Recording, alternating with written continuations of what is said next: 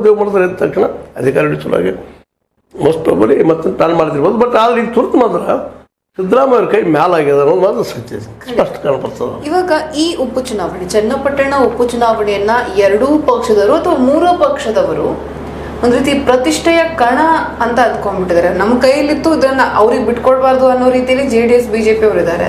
ಇತ್ತ ಕಡೆ ಇದನ್ನ ಎಟ್ ಎನಿ ಕಾಸ್ಟ್ ನಾವೇ ಹಿಡ್ಕೊಬೇಕು ಅನ್ನೋ ರೀತಿಯಲ್ಲಿ ಅವ್ರು ಕೂಡ ಇದ್ದಾರೆ. ಒಂದು ಸಂಖ್ಯೆಯನ್ನ ಮತ್ತಷ್ಟು ಜಾಸ್ತಿ ಮಾಡ್ಕೊಳ್ಳೋಣ ಅನ್ನೋ ಲೆಕ್ಕದಲ್ಲಿ ಅವರು ಇದ್ದಾರೆ. ಯಾರು ತೆಕ್ಕೆಗೆ ಹೋಗುತ್ತೆ ಅನ್ಸುತ್ತೆ ಚನ್ನಪಟ್ಟಣ ಇವಾಗ ಸದ್ಯ? ಇಬ್ಬರು ನಡುವೆ ಯಾಕೆ ತಿಕ್ಕಾಟ ಶುರು ಆಗ್ಯದಪ್ಪ ಅಂದ್ರೆ, ಒಂದು DKC ಅವ್ರಿಗೆ ಈಗ ಏನಾಗ್ಯದಪ್ಪ, ಇದೇ ಹೇಳಿ ನೀವು ಸೆಟ್ ಬ್ಯಾಕ್ ಮುಜುಗರ ಆಗ್ಯದ. ಅವ್ರಿಗೆ ಅಲ್ಲಿ ಗೆಲ್ತು ತೋರಿಸಿದ್ರೆ ನಮ್ದು ಇನ್ನೂ ಅಸ್ತಿತ್ವದ ತೋರಿಸ್ಬೇಕಾಗಿದೆ ಅವ್ರಿಗೆ. ಅದಕ್ಕಾಗಿ ಮೋಸ್ಟ್ ಪ್ರಾಬಲಿ ಲಾಸ್ಟ್ ಮೂಮೆಂಟ್ದಾಗ ಸ್ವತಃ ತಮ್ಮ ನಿಲ್ಲಿಸಿದವ್ರು ಹೇಳಿಕ್ಕೆ ಬರೋದಿಲ್ಲ. ಯಾಕಂದ್ರೆ ತಮ್ಮ ಆರಿಸಿ ಬಂದಂದ್ರೆ ಅಲ್ಲಿ ಸೋತಿದ್ದಕ್ಕೆ ಮುಗಿ ತೆಗಿಸ್ಕೊಂಡಂಗೆ ಆಗ್ತದಂತೆ ಒಂದು. ಎರಡನೇ ಮತ್ತು ರಾಜಕೀಯ ಗೇನ್ ಮಾಡಿದಂಗೆ ಆಗ್ತದೆ, ಪೊಲಿಟಿಕಲ್ ಗೇನ್ ಆಗ್ತದೆ. ನನಗೆ ರಾಜಕೀಯದಲ್ಲಿ ಮತ್ತೆ ಮರುಜು ಬರ್ಬೋದು ಅನ್ನುವಂಥ ಒಂದು ದೂರದ ಆಸೆ. ಆ ನೆಲೆಯಲ್ಲೇ ಅವ್ರು ಮೋಸ್ಟ್ ತಮ್ಮನ್ನು ನಿಲ್ಲಿಸ್ಬೋದು. ಬಟ್ ಅಲ್ಲಿವರೆಗೆ ಮಾತ್ರ ತೋರಿಸ್ಕೊಳ್ದಂಗೆ ನಡೆಸಿದ್ದಾರೆ ಅಂತ ಒಂದು ಏನಪ್ಪ ಅಂತಂದ್ರೆ ಬಲವಾದ ಏನಪ್ಪ ಅಥವಾ ಸಂಶಯ. ಅದಕ್ಕಾಗಿ ಅವರು ಇನ್ನೂ ಅವರು ಬಿಚ್ಚಿಲ್ಲ, ಇವರು ಬಿಚ್ಚಿಲ್ಲ. ಇವರು ಎದುರಾಳಿಗಳು ಸಾಕಷ್ಟು ಇಂಟೆಲಿಜೆಂಟ್ ಇದ್ದಾರೆ. ಅದರಲ್ಲೂ ದೇವೇಗೌಡರಂತೆ ಅವರು ನೀತಿಗಳ ಸಹಿತ ರಾಜಕೀಯ ಮಾಡುವಂಥ ಜನ ಅಂತ ಹೇಳ್ತಾರೆ ಹೇಳೋರು. ಯಾಕಂದ್ರೆ ಅವ್ರು 24 ತಾಸು ಅವ್ರಿಗೆ ಯಾವ ಇನ್ನೂ ಚಟನ ಇಲ್ಲ. ಅಗ್ದಿ ಮುದ್ದೆ ಮುರಿದು ಬಾಡೂಟ ಆರಾಮ್ ಉಳಿದ ಚಿಂತನೆ ಮಾಡೋದು ಕೇವಲ ರಾಜಕೀಯ ಚಿಂತನೆ. ಅವ್ರ ಮಿತ್ರರು ಹೇಳ್ತಿದ್ದಾರೆ ಆ ಸಮಯದಲ್ಲಿ. ನಾವು P. ಲಂಕೇಶ್ ಅವರು ಅದರ ಬಗ್ಗೆ ಸಾಕಷ್ಟು ಬರೆದಿದ್ದಾರೆ. ಇವರ ಏನಪ್ಪ ಅಂದರೆ ಹೆಂಗಿದ್ರು ಅನ್ನೋದಕ್ಕಾಗಿ.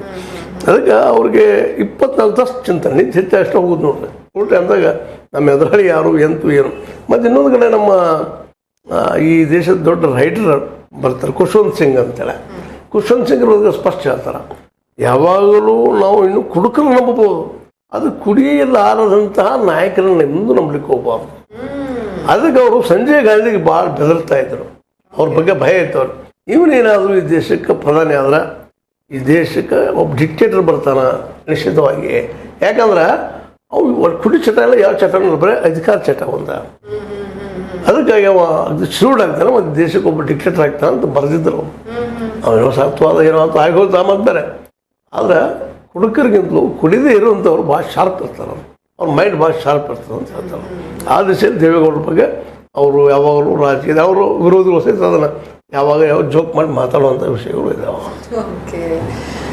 ಸರಿ, ಇವಾಗ ಕೊನೆಯದಾಗಿ ಕೇಳೋದು ಹಾಕಿದ್ರೆ ಚನ್ನಪಟ್ಟಣದ ಜನತೆಗೆ ಒಂದು ರೀತಿ ಇವಾಗ ಜಾಸ್ತಿ ಡಿಮ್ಯಾಂಡ್ ಬಂದಿರೋ ಹಾಗಿದೆ.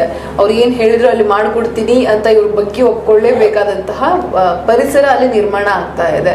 ಹೀಗಿರ್ಬೇಕಾದ್ರೆ ಯಾವೆಲ್ಲ ಡಿಮ್ಯಾಂಡ್ಸ್ ಅನ್ನು ಚನ್ನಪಟ್ಟಣ ಜನತೆ ಅವ್ರ ಮುಂದೆ ಇಡ್ಬೋದು, ಅಥವಾ ಅಲ್ಲಿ ಯಾವ ರೀತಿಯಾದಂತಹ ಒಂದು ವಾತಾವರಣ ನಡೆಯುತ್ತೆ ಅಂತ ನಿಮ್ಗೆ ಅನ್ಸುತ್ತೆ? ಯಾವ ರೀತಿ ಎಲೆಕ್ಷನ್ಸ್ ಅಲ್ಲಿ ನಡೆಯುತ್ತೆ ಅಂತ ನಿಮ್ಗೆ ಅನ್ಸುತ್ತೆ? ನೋಡ್ರಿ, ಈಗಾಗಲೇ ಕಾಂಗ್ರೆಸ್ಸಿಗರಂತೆ ಗ್ಯಾರಂಟಿ ಹೇಳ್ಕೊಂಡು ಹೊರಟಿದ್ದಾರೆ.